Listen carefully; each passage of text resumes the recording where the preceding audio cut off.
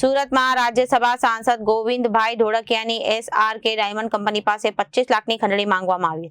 કતારગામ સ્થિત સિક્યોરિટી ઓફિસમાં 19 ઓગસ્ટના રોજ અજાણ્યા નંબર પરથી ધાર્મિક ભર્યા ફોન આપ્યો હતો અને ફોન કરનારે પોતાની બોગસ ઓળખ દિનેશ ભાર્ગવ તરીકે આપી હતી.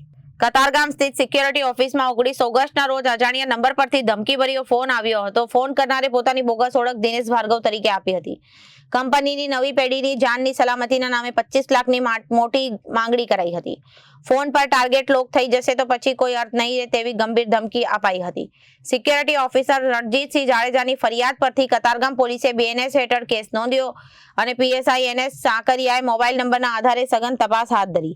પોલીસે ઝડપી પાડ્યો 35 વર્ષીય આરોપી મૂળ સુરેન્દ્રનગરના દીક્ષર ગામના વતની અને કંપનીનો જ પૂર્વ કર્મચારી છે અને શેરબજારમાં મોટું દેવું થઈ જતા ટૂંકા રસ્તે પૈસા કમાવા માટે તેણે આ ધમકી આપી હતી. Reporter Sujal Rathod, Janadesh news, Surat.